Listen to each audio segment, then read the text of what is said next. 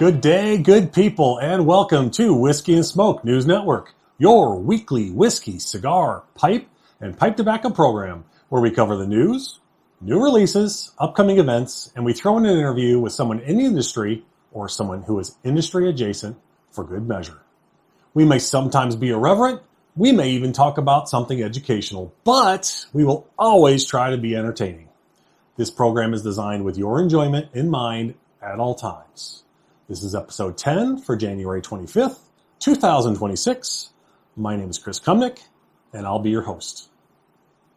Let's go ahead and take a little sneak peek of this week's in-person interview with Amanda Micallef, the marketing lead and daughter of the owner of Micallef Cigars. They are located in Weatherford, Texas, and their factory is located in Esteli, Nicaragua.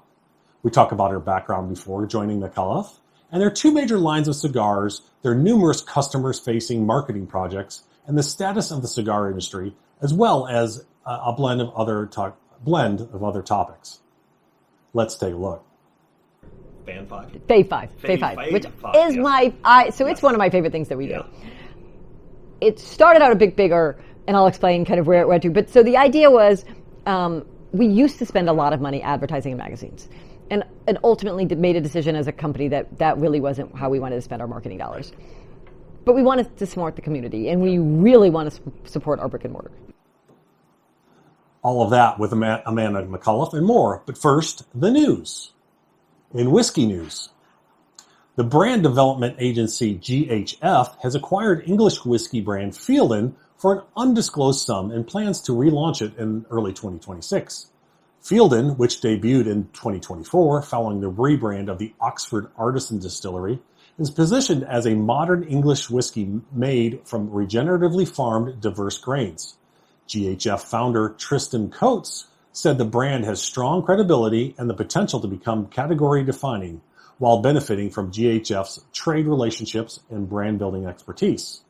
The acquisition comes as English whiskey continues to grow in production and global recognition, with GI status nearing approval. And the Fielden CEO, David Smith, said GHF is an ideal steward as the brand enters its next chapter.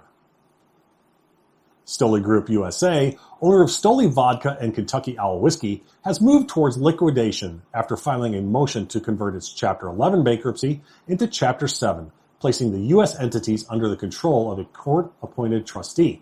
The decision follows a federal judge's rejection last October of the company's reorganization plan after years of legal disputes with the Russian government, a major cyber attack, and pressure from a slowing U.S. spirits market undermining its recovery efforts. Stoli said disagreements with its senior lender have prevented an exit from bankruptcy, though it noted there is sufficient U.S. inventory to supply the market for the foreseeable future, and emphasized that its non-U.S. operations and global production facilities remain unaffected and continue to operate normally. A U.S. bankruptcy judge in Michigan has ordered the sale of the newly completed Luca Mariano Distillery in Danville, Kentucky. Following its parent company's bankruptcy and mounting unpaid debts totaling more than $34.5 million, the sale will include the distillery, its real estate, and potentially more than 6,000 barrels of bourbon, with bids due by February 27th and a court hearing set for March 10th. The craft distillery, finished last summer and founded by Francesco Viola, ran into financial trouble amid construction liens and a broader downturn in the bourbon industry, which has been slowing demand, falling exports, production cuts, and multiple distilleries facing bankruptcy or even receivership across Kentucky and beyond. A sharp global slowdown in demand for spirits has left major producers awash in unsold scotch, whiskey, cognac, and tequila, forcing distillery shutdowns, production cuts, and price reductions to clear swelling inventories. 5 leading drinks groups, including Diageo, Pernod Ricard, Remy Cointreau, now hold a combined $22 billion worth of aging spirits, the highest level in more than a decade, after ramping up production during the pandemic-era boom, just as inflation, weaker consumer spending, and shifting health habits cooled demand. The glut is straining balance sheets, raising debt levels, and increasing the risk of price wars, particularly in hard-hit categories like cognac and tequila. while manufacturers face the difficult task of cutting output today without creating shortages years down the line in an industry that must plan far, far, far in advance.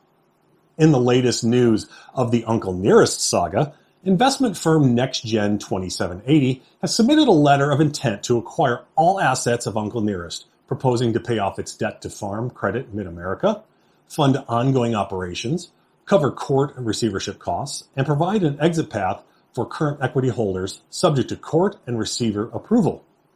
Filed on January 8, 2026, the proposal argues that a swift court-supervised sale targeted to conclude within 90 days would preserve brand value and stakeholder recovery, as prolonged federal receivership could damage Uncle Nearest's business relationships and workforce.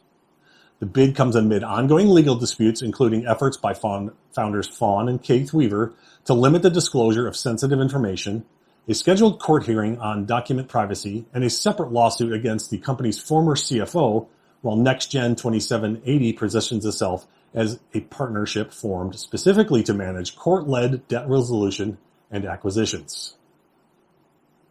Where does all the whiskey go?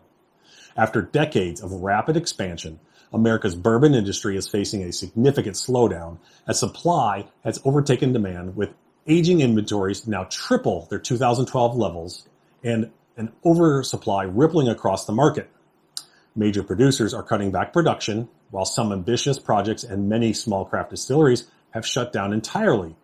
Industry insiders estimate around 50 craft distilleries failed in 2025 alone, often pushed over the edge by even modest drops in sales.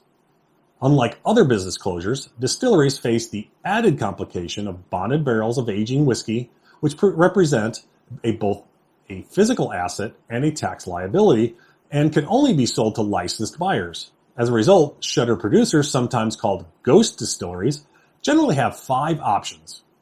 1. Holding the barrels and waiting. 2. Selling to independent bottlers. 3. Selling barrels or entire brands to other distilleries.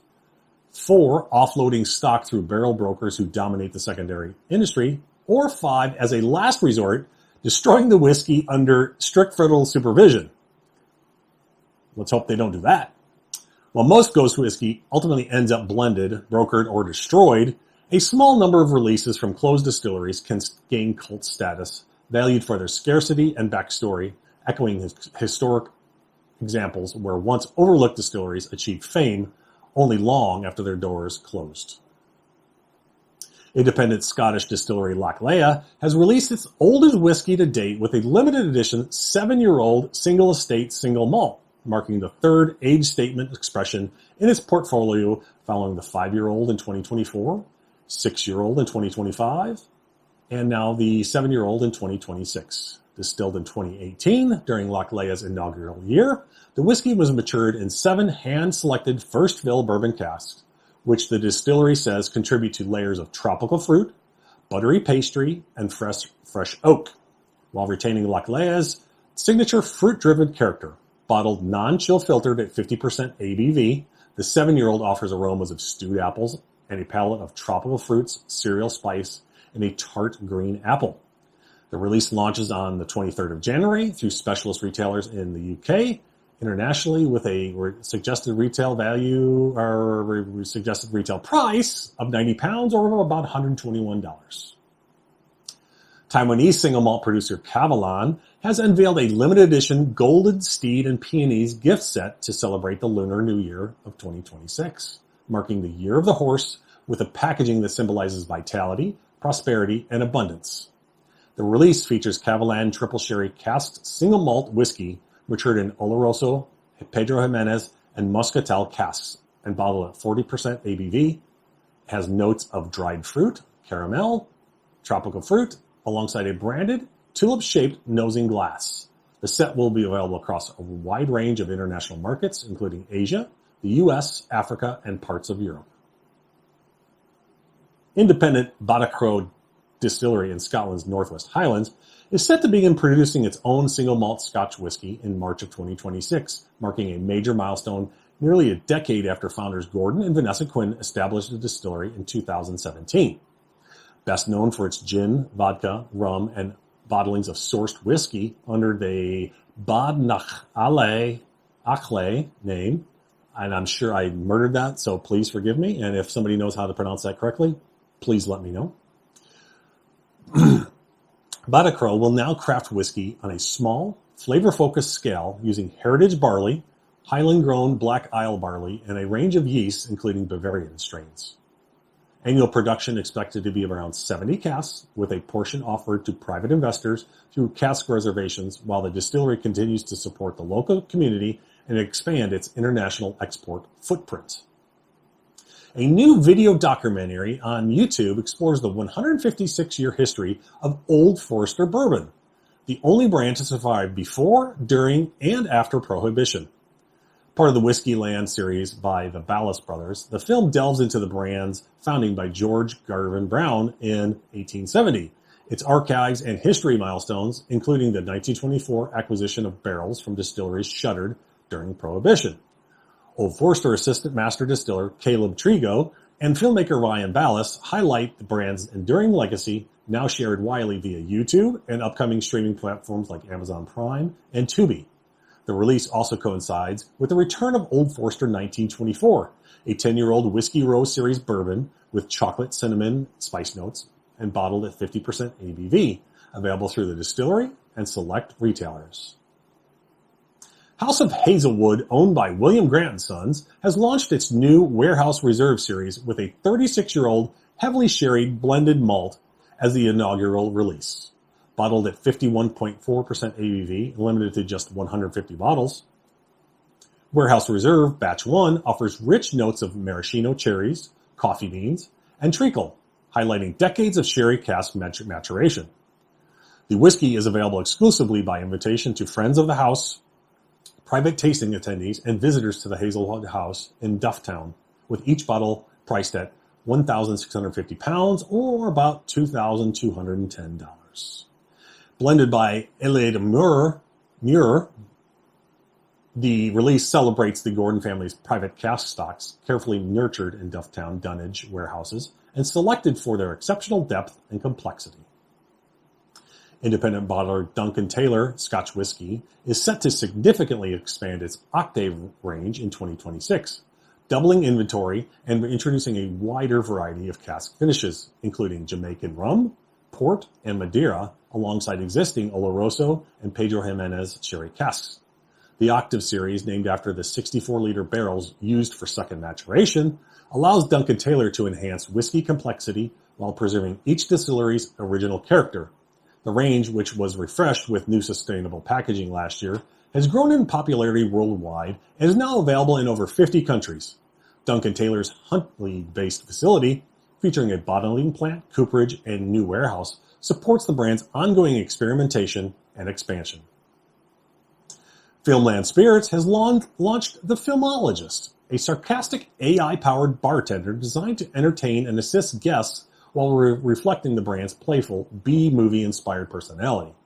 Created by using a mix of AI technologies and vibe coding by CEO Troy Bolotnick, The Filmologist provides cocktail suggestions, order tracking, product recommendations, food pairings, and even conversational banter about movies and sports, all with a cheeky, irreverent attitude. Guests can interact with over 150 different avatars that adapt to each conversation, enhancing the immersive experience. Bolotnick emphasized that no human bartenders are being replaced, and that AI embodies Filmland's mission to blend quality whiskey with creative humor and community engagement. Now, in cigar news. Adventura Cigars is expanding into the French premium cigar market through a new distribution partnership with Volutes and Vitoles, bringing its storytelling-driven portfolio to select tobacconists across France. The initial launch will feature the popular Blue-Eyed Jack's Revenge, with additional lines like the Royal Return Queen's Pearls and the King's Gold planned for mid-2026. The collaboration leverages Volute and Vitoles' reputation for premium narrative-focused cigars, aligning with Adventura's philosophy of blending craftsmanship, culture, and immersive storytelling to offer a refined boutique experience for French consumers. Some very lucky cigar smokers in Hawaii will be very, very happy. Cigar maker Blackwork Studio has released Hawaii Hornet, a new cigar made exclusively for Our Field Wine Company in Honolulu and handcrafted at Fabrica Oveja Negra in Esteli, Nicaragua. The 5x50 Robusto features a distinctive triple wrapper blend of Ecuadorian Maduro, Candela, and Connecticut over an Ecuador Habano binder with Nicaraguan fillers, creating a bold, spice-forward, and complex smoking experience with a rich, earthy character and a long finish. Packaged in 10-count boxes and priced at about $11.50 per cigar, Hawaii Hornet continues Blackwork Studios' tradition of region-specific releases tailored to local tastes. Are you in the market for a new tabletop cigar cutter? Well, Tabletop Cigar has expanded its Palio line with the Quad Tabletop Cutter, a versatile and user-friendly cigar cutting solution designed for both retail and lounge settings. The cutter integrates 4 options, 2 straight cuts and 2 V-cuts for 52 and 60 ring gauge cigars while accommodating cigars up to 64 ring gauge. It features a spring-loaded one-handed operation, a large internal trimmings reservoir, a non-slip base, and a compact, visually appealing design, making it ideal for high-traffic environments. Priced at $249, the Palio Quad is set to ship in Q1 of 2026, offering a premium tool that combines efficiency, durability, and presentation. United Cigars has announced the return of one of its most anticipated seasonal releases with the Bandolero Firecracker 2026.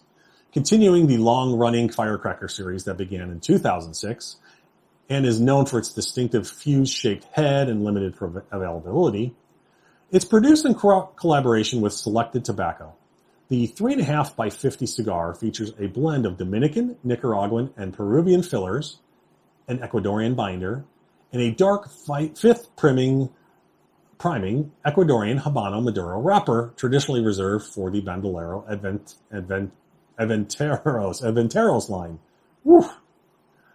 After 2 years of post-roll aging to enhance balance and complexity, the limited edition will be packed in 20-count cedar boxes with an MSRP of about $9 per cigar, and is expected to reach United Firecracker retailers nationwide in late summer of 2026.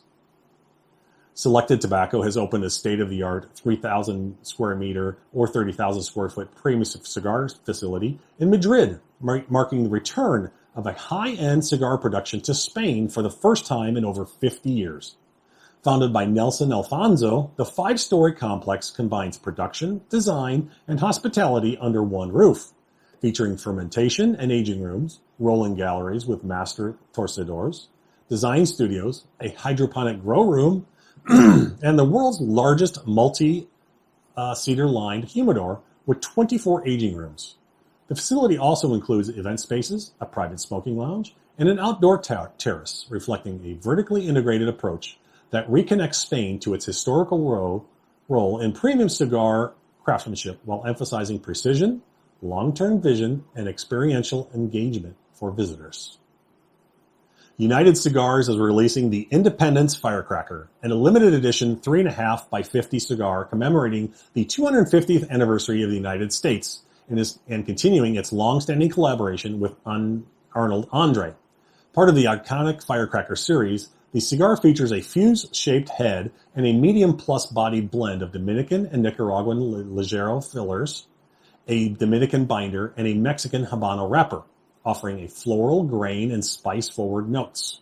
Packaged in collectible 12-count tin boxes with patriotic designs that can be reused as ashtrays, the Independence Firecracker is priced at about $9 per cigar. It will ship in June of 26 and is expected to be highly sought after due to its extremely limited availability. Monaco is set to receive its first ever regional edition Cuban cigar with the launch of the Ramon Alones Casino, a 5 1/8 by 55 Montesco Vitola, similar in size to the Romeo y Julieta wide Churchill. Limited to 6,000 numbered boxes, or about 60,000 cigars total, the release comes through a collaboration between Caprova, Cuba's exclusive distributor in France and Monaco, and the Régie des Tabacs de Monaco.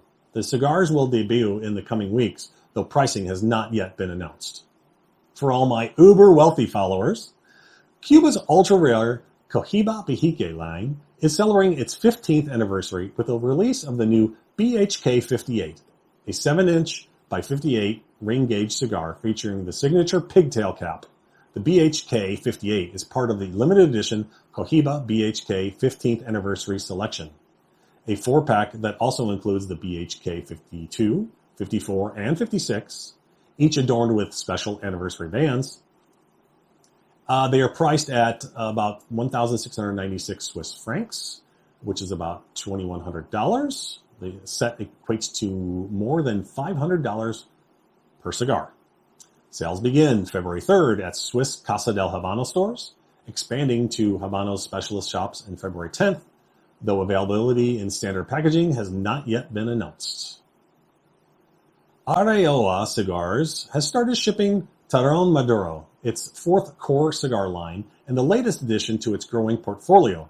The new regular production blend centers on Honduran tobacco, featuring a Jamastran Habano Maduro wrapper and binder with a multi-origin filler that includes Nicaraguan Habano Seco, Honduran Broadleaf Seco, Nicaraguan Ligero, and Jamastran Viso leaves, aiming at a layered flavor and balance. Taron Maduro is available in 3 sizes: a Churchill 6.5 by 52, Robusto 5.5 by 54, and a Tronco 5 by 60, all produced at Plasencia's Tabaco de Oriente factory in Honduras, and joining the brand's existing Yugo, Narigón, and Cebu lines on the shelves in the U.S. market.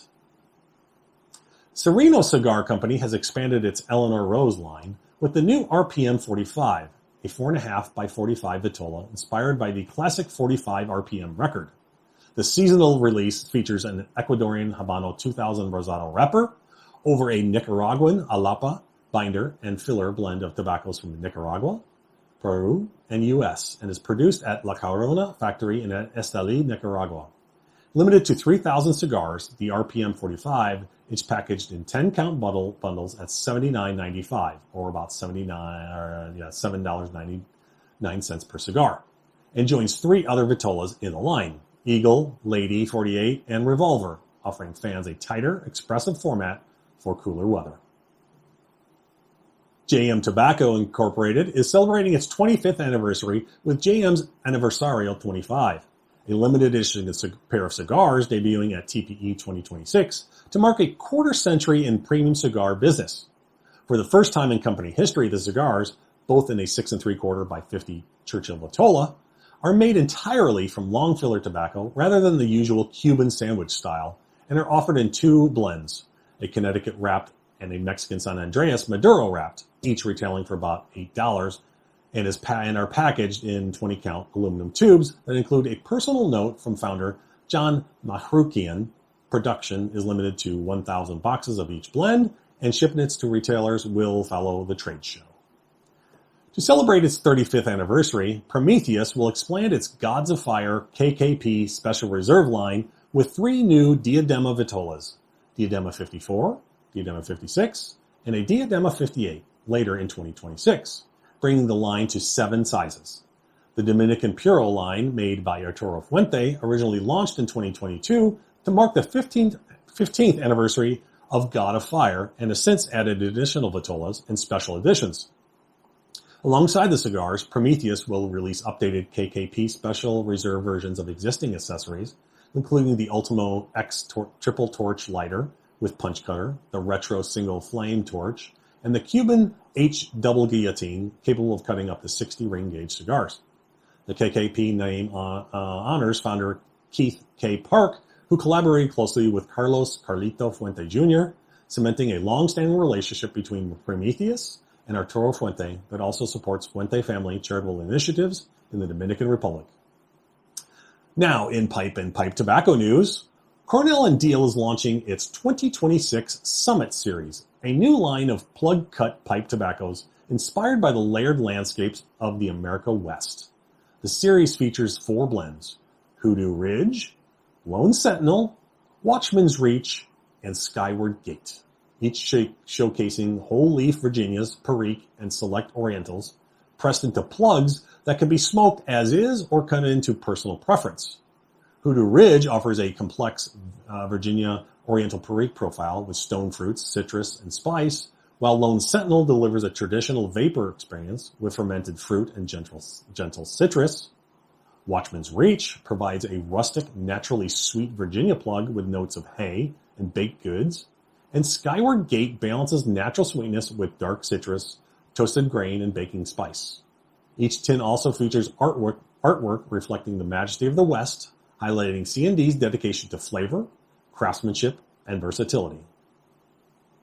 Peterson Pipes of Dublin is continuing its long-standing St. Patrick's Day tradition with the 2026 release of its annual commemorative pipes.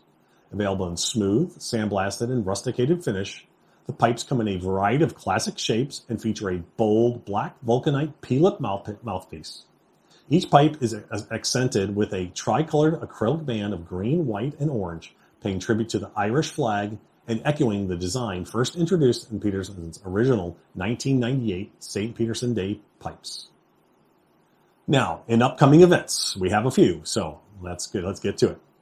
M&H Distillery from Israel is having a masterclass and dinner at Whiskey Crusaders in Dallas on January 26th. The Algiers Club in Dallas will host 1845 Distillery and Bob Pettit for a whisker tasting masterclass on January 27th from 5 to 7. The 2026 Chicago Winter Tasting Festival will happen January 24th at King's. The Whiskey Global will be happening at Laurel Packing House in Kelowna, British Columbia. The Algiers Club in Texas, Dallas, will host Starlight Distillery and Christian Huber on February 4th. There's a blending 101 class with expert master blender Dr. Don Livermore at the Hiram Walker Distillery in Winston, Ontario on February 6th. And I would like to say I am going to be lucky enough to attend that blending class. I will have a much more detailed video and experience on my time with him, because not only will I be getting a tour of the distillery and warehouses, but I am also attending the blending class with Dr. Livermore, and I'm so looking forward to it. So again, you'll hear more from me about that. Continuing on with events. The Kentucky Bourbon Country Auction and Celebration will take place February 13th through 15th in Louisville, Kentucky. The St. Louis Pipe Club is having their 38th annual Gateway Area Pipe Show and Swap on February 14th from 9 to 5 p.m. in St. Louis, Missouri. Ian McLeod Distillers will have a tasting at the Algiers Club in Dallas on February 18th. The Habano Cigar Festival in Cuba will take place February 23rd through 27th in Havana, Cuba. Welcome to Whiskey will take place at Glazier's Hall in London, England on February 27th and 28th. The Galena Whiskey Weekend will take place at Turner Hall in Galena, Illinois on March 7th.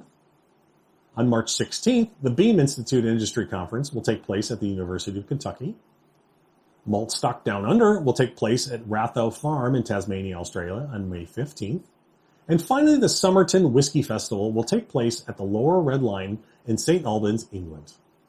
If you have any events that I did not put, please email me or comment on the video, and I will see if I can get them on the list for all to enjoy. Thank you.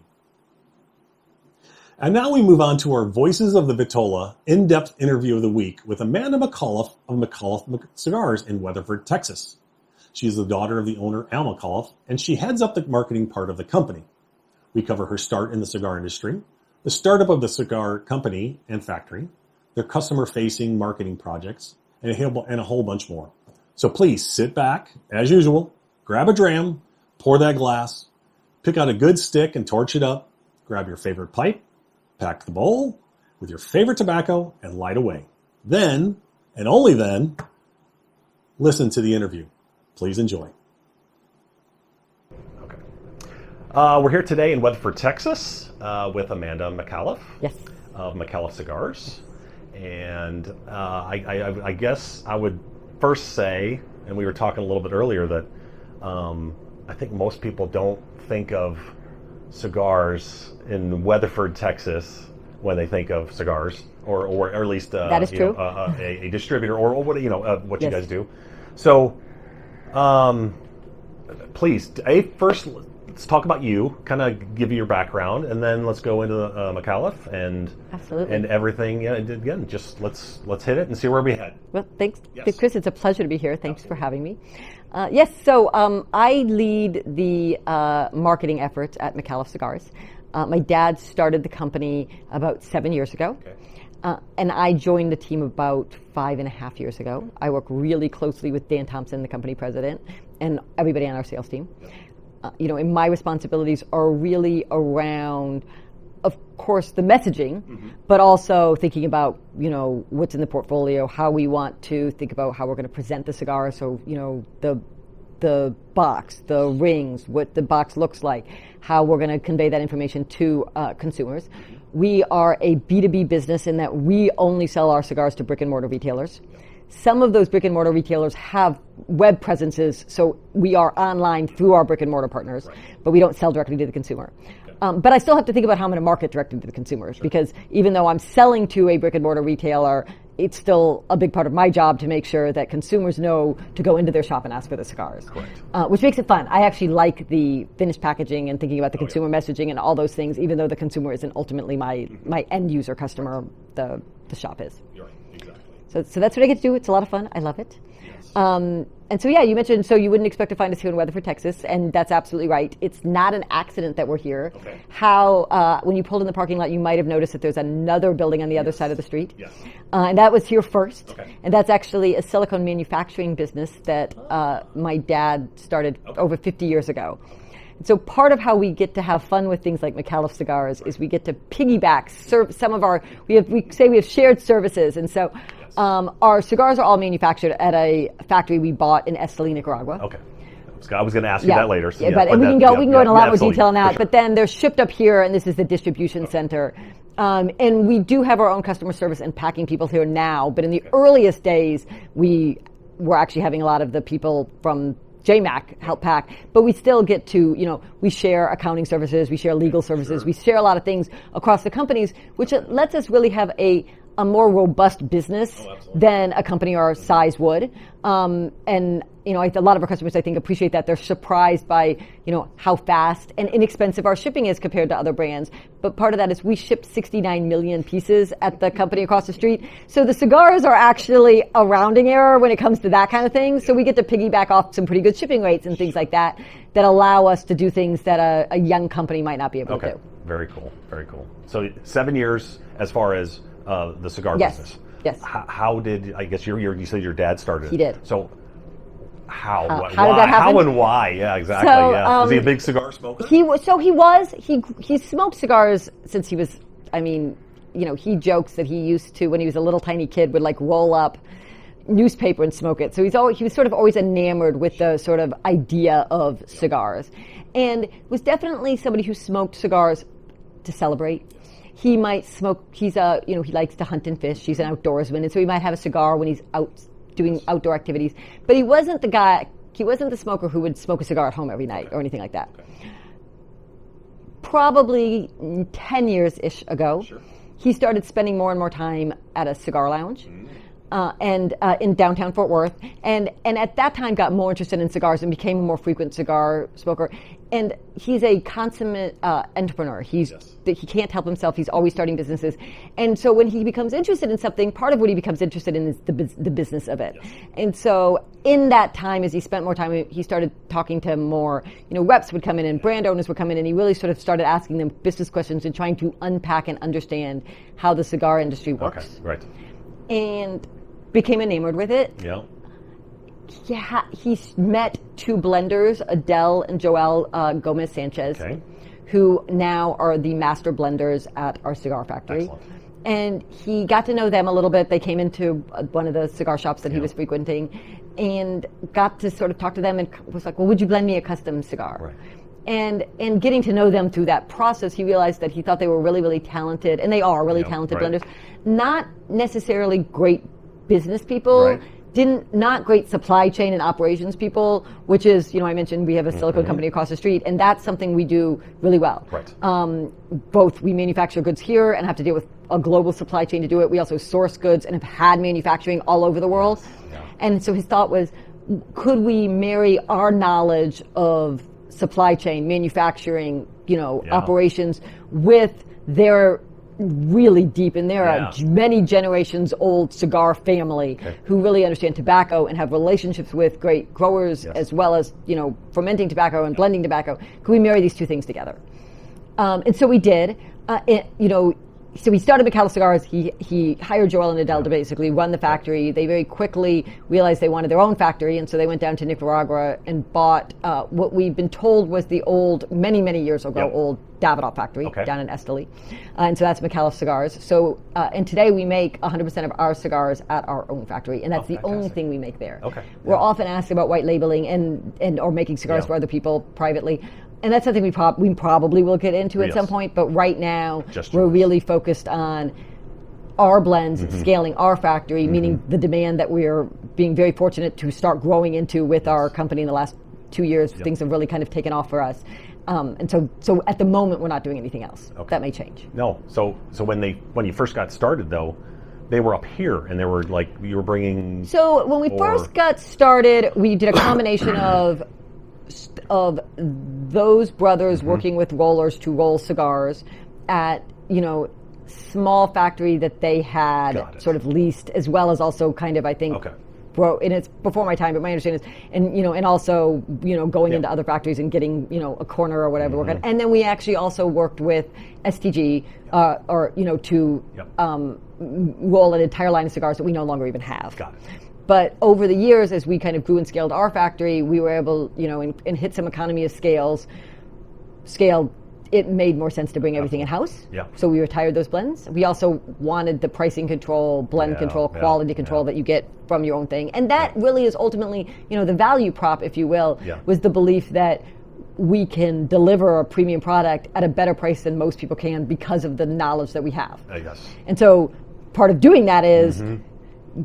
Get the infrastructure up and running, get the relationships, and then start scaling it. And so, in order to scale it, you want to bring all the production in under the roof, and so that's what we've done. I got you. So you're at the moment you're just now, like I know some of the other cigar companies also own their own farms, right? Do you guys? So you still source leaf. We lease essentially full fields. Got it. So we are controlling the tobacco from seed to shelf, but we don't own the dirt. But we work with farmers, we work with the same farmers, we work a lot with the Turrent family in the San Andreas Valley, as well as farmers that the brothers have relationships with in all 4 growing regions in Nicaragua to lease entire fields. So, we're going to the farmer, we're telling him what varietal we want to grow, putting, it's a bit of a gamble, right? Because now it's your field. If it produces, it's great. And if something, if it gets hit by a hurricane, too bad for you. So we're buying that far down the food chain, but we don't actually own the dirt that the tobacco goes into. So all your cigars is it 100% from Esteli? No, so 100% manufactured in Esteli. Yes, but you do get... We source a lot of tobacco from the Turrent family in the San Andreas Valley. Right. A lot is coming from Nicaragua. And then, for instance, we just released Micallef Green, which is a Brazilian Matafina that we're, buying. And, so some is still, as we want to work with a varietal, we will still buy, that varietal for something specific. Source that. Let's say if you ever wanted to do a Cameroon or something to that effect. Yes. So we don't want to limit where we can go. But primarily... the vast majority of our tobacco is tobacco that we're working with farmers to grow and purchase the whole field of. So you said you just released Green. Yes. And you also released what other one this year? So we released because I think you released Purple. Yep. Purple. We released Purple at PCA. Yes. In the spring, and then we released Green this past release September. So you also on your website, which I actually think is kind of cool because I did sign up for it, is your ambassador program. Yes. So can you go into that a little bit? Yes. Yeah. So the ambassador program is really just a way for cigar lovers to connect. Yeah. It is primarily lives online as a Facebook group, though we do some events that are really focused around the ambassadors so that ambassadors can come together and meet in person. A lot of people have formed online friendships and then they come and get to meet in person. When you sign up to be an ambassador, you get a coin with a number, that's your ambassador number, and a little certificate that you signed up.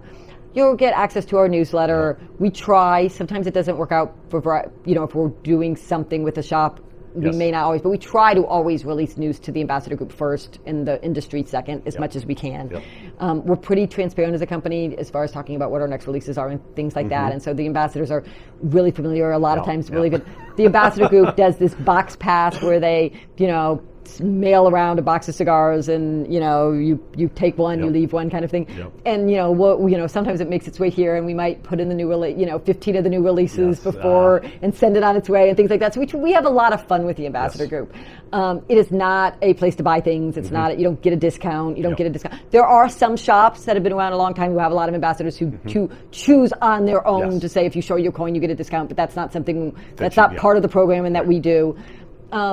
If you have a coin and you see one of our reps in the field, and it's okay with the shop that we're at, they will usually, give you one of their sample cigars. But at the end of the day, we really, really want to be good partners to our brick and mortar. So nothing is guaranteed because every shop has a different opinion about that and bringing things in, and we first and foremost always respect the wishes of the shop. But so I've always want to be really upfront. It's not a group where you're going to get something for free or get a discount. You do get a discount on our swag, but really it's about a community. Correct. And people post pictures and they talk about Micallef, but also other brands. I mean, we're really clear. Like I don't only smoke Micallef. Why in the world would I expect the people in our group to only smoke Micallef?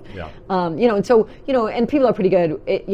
I'm incredibly proud of the group because in the earliest days we used to kind of have to nudge if somebody was only posting somebody else. We might be like, hey, you don't only need to post Micallef, but it would be great if you could occasionally post Micallef.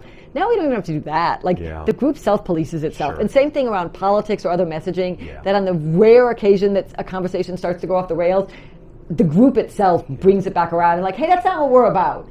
And I really appreciate that, and that people are really protective of keeping it as a friendly, safe place. And it's not that you can't have an opinion, but when a conversation starts to change from friendly to getting aggressive, somebody will always step in and be like, that's for somewhere else. That's not what we're here, for. And I love that. So I love the group. I've gotten to know some people from it really, really well.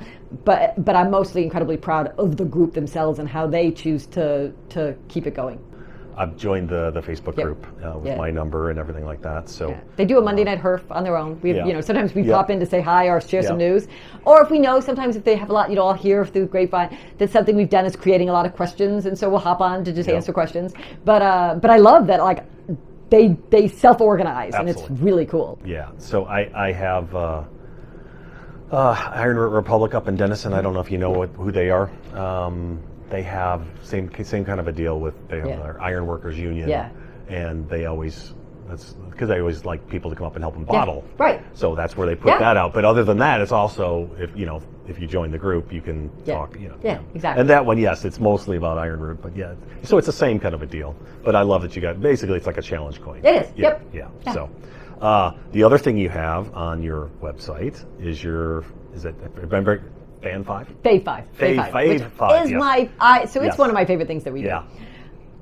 It started out a bit bigger, and I'll explain kind of where it went to. But so the idea was we used to spend a lot of money advertising in magazines.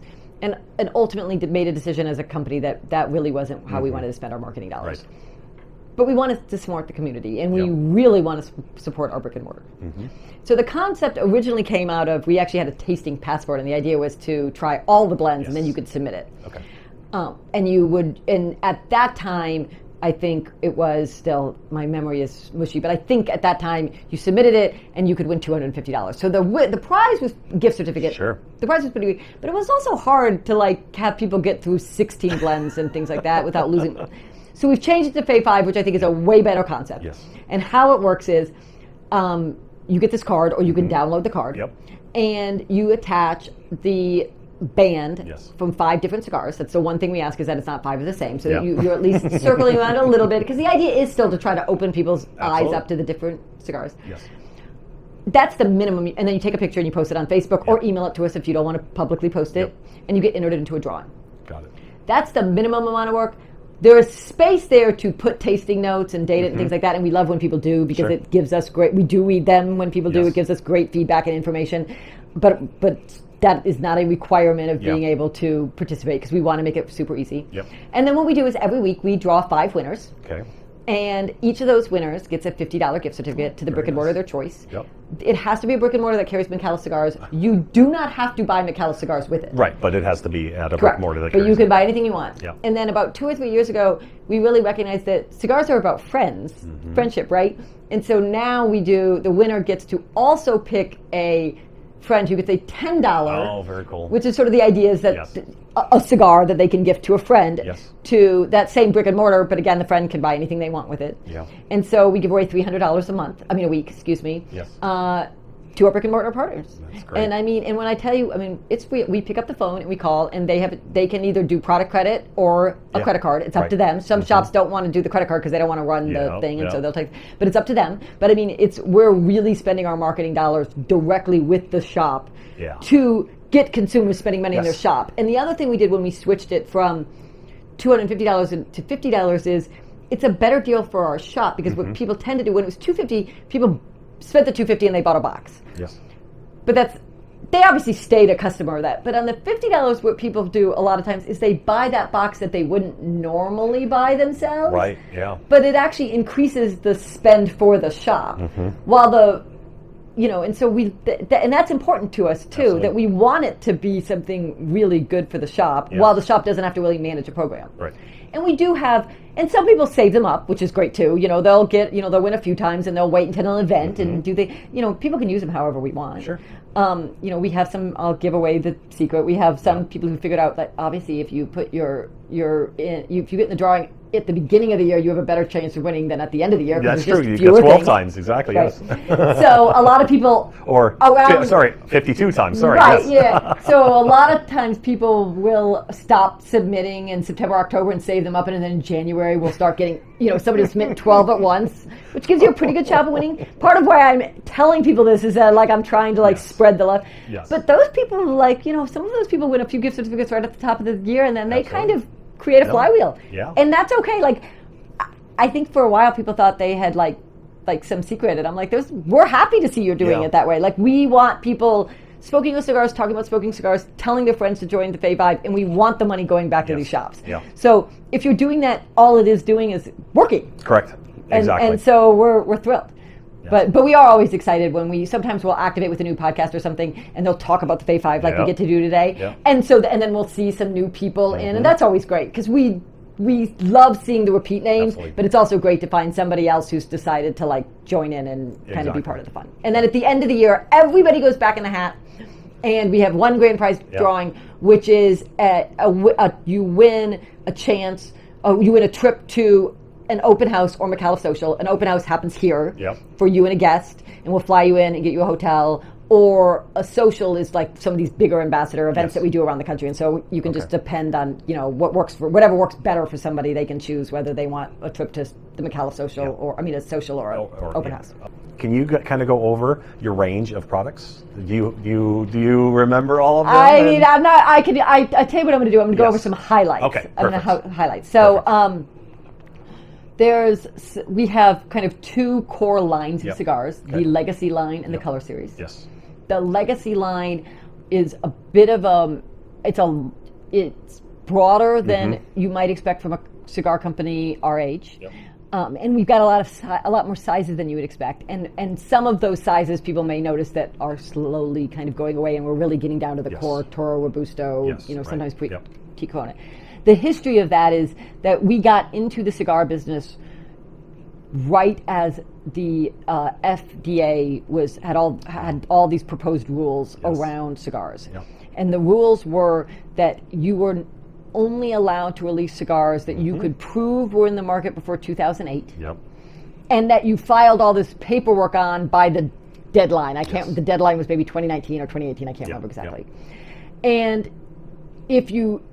and then you could do what was called a substantial equivalent if it was the same exact blend, but you wanted to change maybe the size of the cigar, and this even went down to the boxes of I want to do this in a 20 count box instead of a 10 count box. You could then say, this is really the same thing that I had on sale before 2008, it may have even been 2007, but I'm now packaging it different, or now it's a Toro instead of a Churchill. But in order to do it, you had to get it all out there. So in 2 years, we released 46 different Well, things. to beat that. Because you had to get them. You didn't have to have them out selling a lot, but you had to prove that they sold before 2008 and they were on your shelf before or in your portfolio before whatever the deadline was. Yes. So we released all the stuff really, really, really fast. Yes. And all these crazy sizes because you needed to have it all sort of established so that you would have a roadmap to your future to be able to file these substantial equivalents and do things. Okay. We have spent the last 5 years since that, 6 years, going in now and really focusing on what of those blends are the future of Micallef cigars and what of those sizes are the future of the cigars. Some of the things that sell very well and that really are part of our brand story are, we have the Leyenda. The Leyenda dates back to 1934, originally blended in Cuba by the grandfather of the Joel and Adele. Okay. And it is now recreated with New World tobacco, though much of the New World tobacco is still Cuban seed, right? Yes, and so exactly, it's recreated now, so it's no longer, it's not it's a very heritage, very Cuban style cigar. Okay. It is also, we now sell it in a Toro Robusto, but it originally came in as a number 1 and a number 2 that are a hand-rolled pyramid, does not, totally shaped by hand, does not go into a cigar mold, and sold in a coffin. Today we actually only have the 1, just because that's a very expensive format, and what we did was retire the number 2 and then bring it out in a Toro and a Robusto. At a much more aggressive price, so people can have the celebration cigar. It draws people's eyes in the humidor, but if you're somebody who really likes to blend, you don't necessarily need, you don't want to be paying an extra $6-7 for all this extra packaging, right? And so we can bring you the Robusto and the Toro, the same great blend at a much better price, packaged in a 25 cup box. Yes. That's that. The Migdalia is another cigar from the original that we're super proud of. Okay. It is blended by a woman. It's blended by their mother, who was a really famous cigar roller in Cuba. She traveled around the world on behalf of Cuba, showcasing cigar rolling at world fairs and things like that before she immigrated.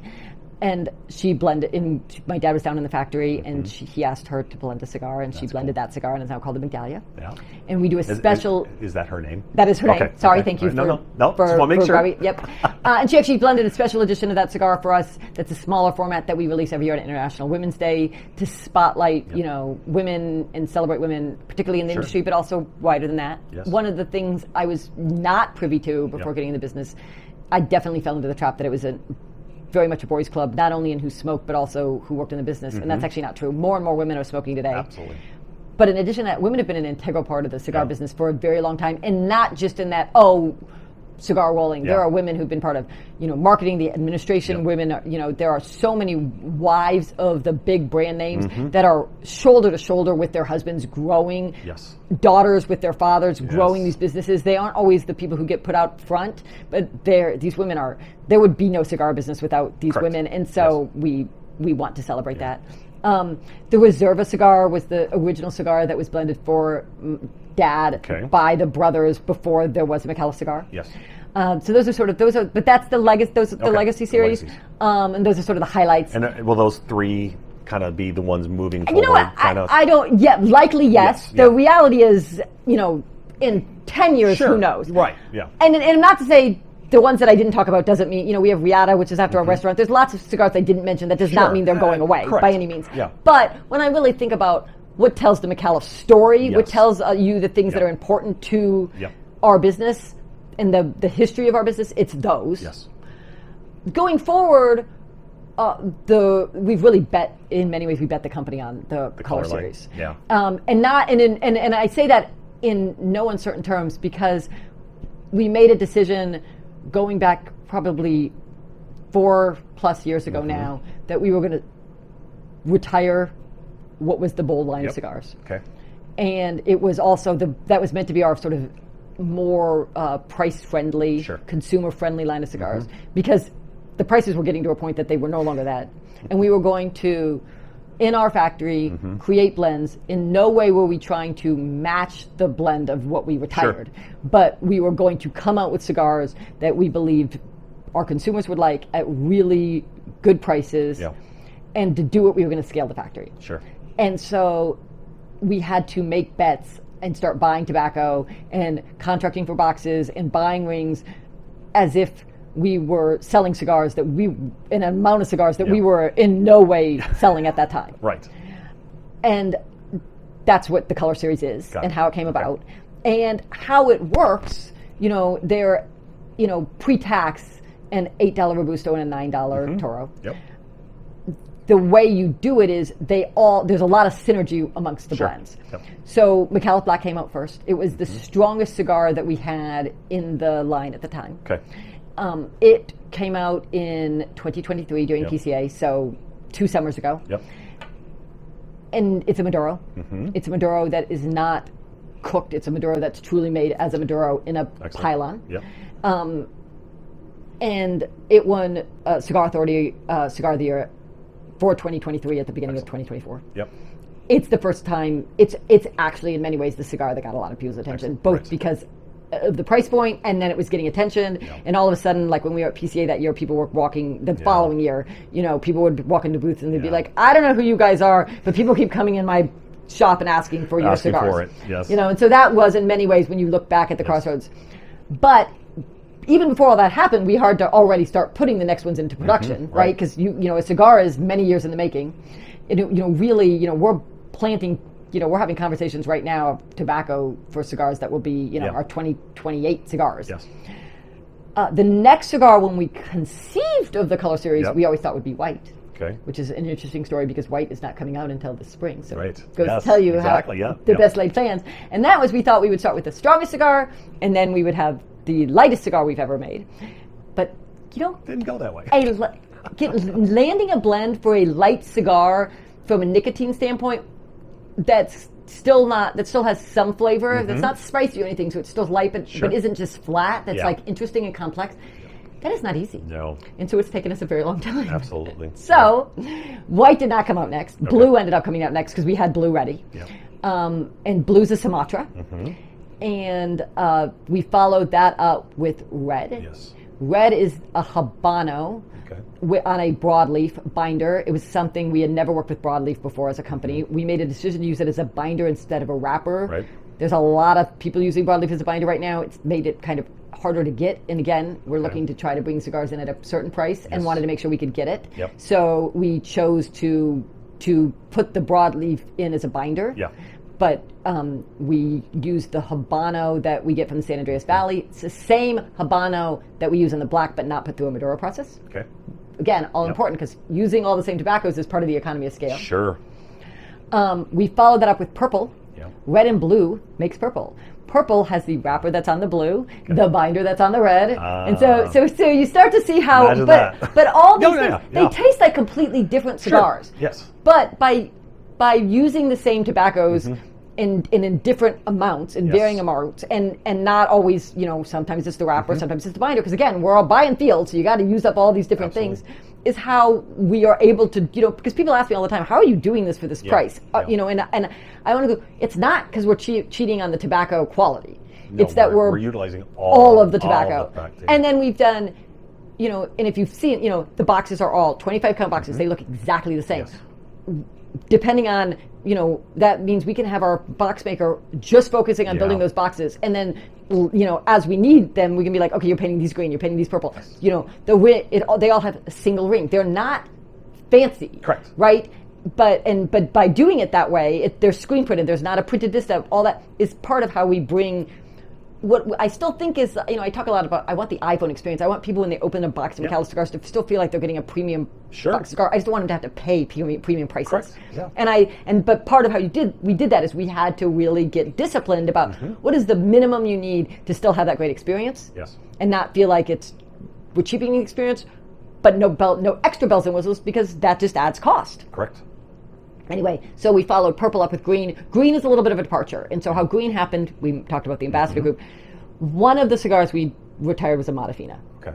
And it didn't have a huge following, but the following it had, they were diehards. And they were some of our original ambassadors. And so we promised them that we will bring you out another Modafina. Yeah. And so it's a totally different blend, but we did blend a Modafina. And it does have some of the same tobacco in the filler. Yes. We went and the binder, but we went out and got the Modafina as an outlier, and it was really about making sure that we took care of this group of people. Absolutely. I'll let you in on a secret. We missed a little in that this cigar is appealing to a lot more people than the old cigar did. Sure.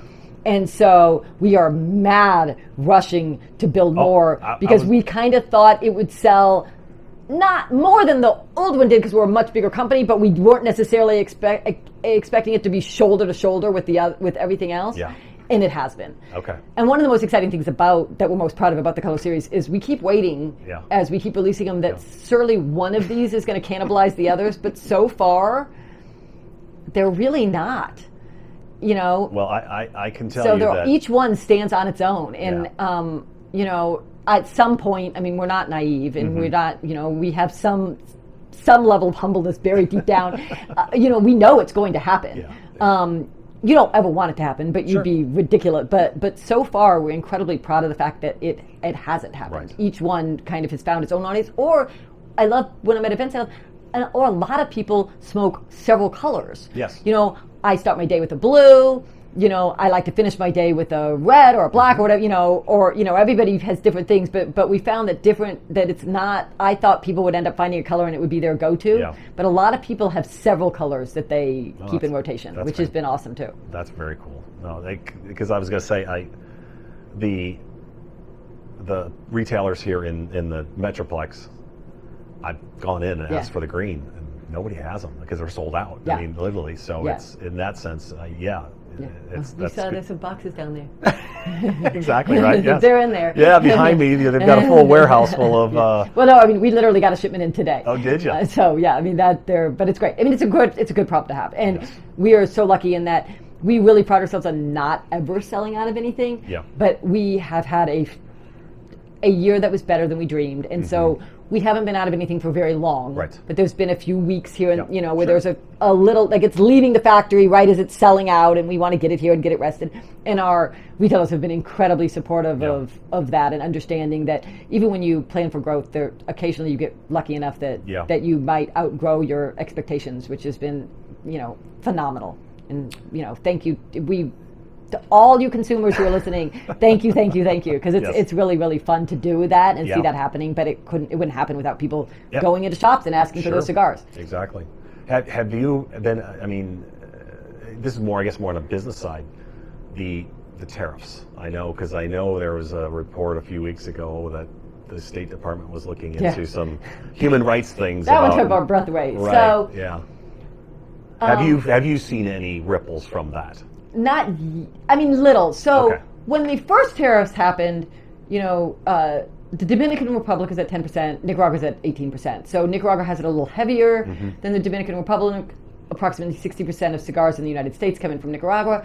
So it was a concern. It is a concern, but it's affecting everybody fairly evenly, right? Yeah. And then because we manufacture, we actually you have a little bit of advantage, right? Because, you know, I've taken out the middleman, I was right? Say Right. So you're not, you know, whereas if you're buying from a distributor, you know, they're increasing the price with the tariff, but then that person's potentially might just be taking a keystone off of that. So you know what I mean? So we have, you know, but anybody who manufactures is in a little bit better position to manage that. Yep. And then the whole industry saw a tariff. The potential 100% tariff for Nicaragua, now that one takes your breath away. So I didn't realize that. So there is. It's not a done deal. Right, but they're talking about that. Up to 100% tariff. And that starts to be different because now the Dominican Republic, which is still 40% of cigars, is on a totally different playing field than the rest of us. Yeah. The PCA, Premium Cigar Association, which is our sort of trade organization, is very much working hard, and so is the CRA, Cigar Rights of America. I bring both of those up because I think it is really important. Even though they're trade organizations, they both have consumer-facing information. They both provide letters that you could go and download to send to your representatives. If you are somebody who likes smoking cigars, sharing that and sharing not just your enjoyment, but what you're getting out of it, and especially if you're buying premium cigars, that means for the most part you're probably buying some of them from a family-owned manufacturer. There are some. General's a pretty big company, but it's still not. We're not. You know, these are still not companies on par with. This is not Amazon or Walmart, right? And that's important because your representative wants to know you're supporting, Yes. especially if it's a domestic. So Correct. figuring out what brands you smoke that are family-owned businesses, that are U.S. businesses, that aren't overseas, and telling them I smoke, it will move the needle. Yeah. And so going on their websites and finding that information really will help you be able to continue to get cigars at the prices you're getting them today, because no one can absorb 100% tariff. It's not happening. Not without passing that along. Yes. And so it will change things. Now, on the flip side, if the State Department means what they say, which is part of why they're threatening this is around some human rights issues in Nicaragua, then then the CRA and the PCA should be able to go and make a case, because there is a case to be made on it. The cigar industry is not who you have a problem with. Right. We are actually providing jobs and stability to families. Yeah. These factories are in small towns that are the backbone of these towns, and doing this will actually create human rights issues because you will force people back into the cities and into these industries where some of this other behavior is happening. Correct. And so I also believe that if intentions are pure around that, even if Nicaragua finds itself with a big thing, that there is a good chance that cigars would be carved out. Yes. That's what I was going to say. Do you think there might be a carve-out? And it's possible. I mean, again, it all comes down to, and I am not the one doing it, but I do know what I know enough about what's happening. I know enough about how the cigar industry runs versus some of the other things that who they're after or who they're saying has these is not the cigar industry. And so if they're pure of intent, there is no reason not to carve out. And you would want, quite frankly, to carve out and provide stable jobs for people with the cigar industry. And so that is my hope. Because again, as you said, they're providing. They are providing jobs, and providing jobs in the right way, on a community level. We provide services. We had a lot of absenteeism in our factory because people were going to the doctor, or their family would have to go to the doctor. Absenteeism is hard for us. Sure. It's also hits people right in the wallet. We now have a doctor full-time on staff at our factory. As an example, and we're not the only cigar company that does that. As an example of what we do. These factories become bigger than just a job. In many cases, they're providing all sorts of different opportunities beyond just the pure transactional of. Because you're in these towns that, in many cases, I mean, like Esteli, it's all cigars, right? So and that's what I'm saying. You would really, really crush a whole region, and so we'll see. I'm optimistic while not being naive, right? So we're certainly aware of it and keeping a close eye on it. And and like I said, if people are listening, please do go take 5 minutes and go read up on it and go look at and these sites also, by the way, will tell you any state regulations that are coming in, taxes. So they're great things to be part of if you want to, if you like to smoke cigars and you want to continue to be able to do so.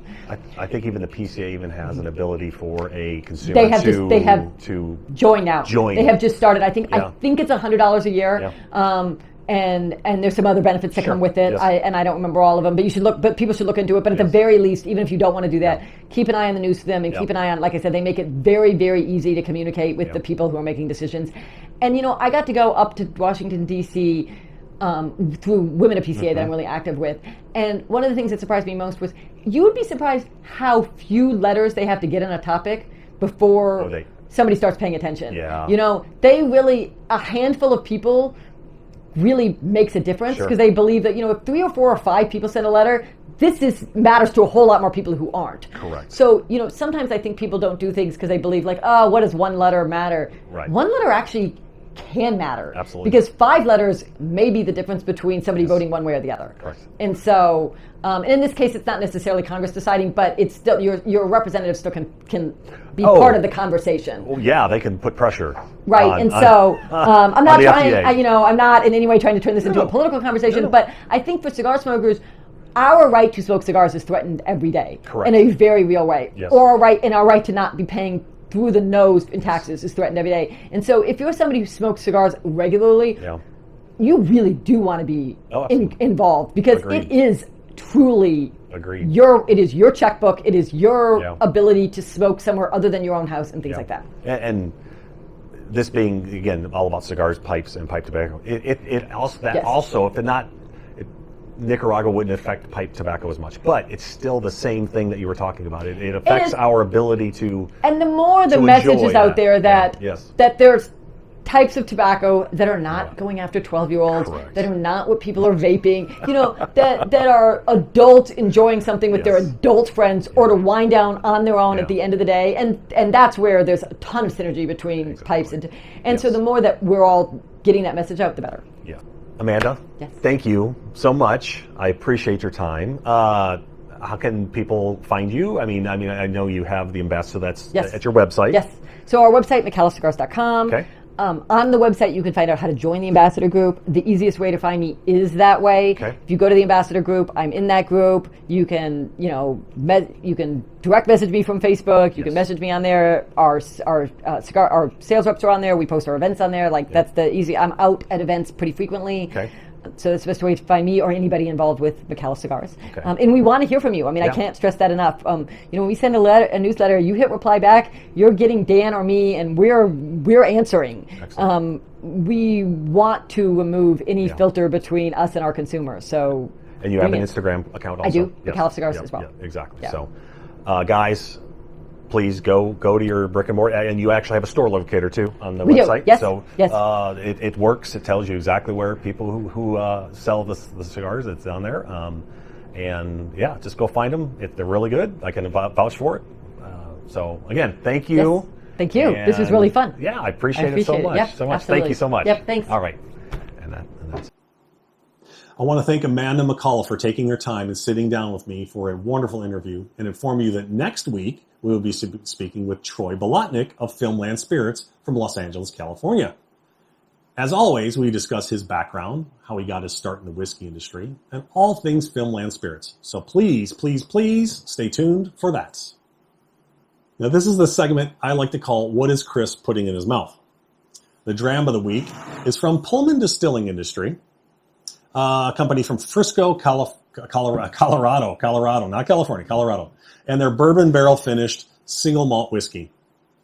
This ASM, American Single Malt, is one of the best I've had to date. By that, what I mean is it's the closest to an actual single malt Scotch that I've tasted from the United States. The nose gives off a very nice, sweet, bright, red fruit, almost raspberry vibe. The malted barley comes in next, and the bourbon barrel finish finally hits you with some vanilla and caramel flavors. And smells. Sorry, smells. That's because we're talking about the nose. The palate is very reminiscent of a non-peated bourbon barrel aged single malt from Scotland. No sherry notes, just good old-fashioned vanilla, caramel, brown sugar, but with a nice fruitiness that can only come from malted barley. The 94 proof American Single Malt punches way above its weight in the finish department, with a mouthfeel that is very oily and makes the finish go on for a really, really good bit. I was lucky enough to have a friend whose son is attending school at University of Colorado in Boulder, and he journeyed up to the distillery for me in Frisco, Colorado, and picked me up a bottle. Methinks he's going to have to go back and get another bottle because I'm really, really thoroughly enjoying this. Great dram, great American Single Malt. Keep up the good work, Pullman Distillery. The stick of the week comes from Rocky Patel and their 1990 vintage line right here. This is a 6x52 Toro. The vintage line was introduced in 2003 and is the oldest line to actually have the Rocky Patel name on the cigar. The blend for this series includes a 12-year aged Honduran broadleaf Maduro wrapper, Nicaraguan binder, and a mix of 5 to 7-year aged Nicaraguan and Dominican filler tobaccos. The use of the sun-grown Honduran Maduro broadleaf wrapper versus a typical Connecticut broadleaf allows Rocky Patel to have a cigar that is more rugged and unapologetic in its flavor profile, but requires that extended 12 years of aging to mellow the intensity and helps it develop a nice, balanced, sweet creaminess. The Honduran Maduro wrapper gives the cigar a nice, dark, oily, and leathery appearance. The Toro, which I have, is a beautiful sight to behold. The box-pressed Toro comes out of the cellophane and shows you all of its glory in a wonderful, rugged, textured feel. This shows its larger than normal veins, which contributes to its almost artisanal, old-world look. The first pre-light sniff brings out pronounced cocoa, dark roast coffee smell, backed by the amazing aged Maduro wrapper with some leathery and pepper playing in the background. The pre-light draw brings in the cocoa, dark roast coffee taste that I smelled from the wrapper. From the toast smoke, you get a hint of what I was come to smell as a nice earthy cedar smell. The first smoke through the stick gives you a great gauge of what is to come, and with this cigar, there will be a lot going on.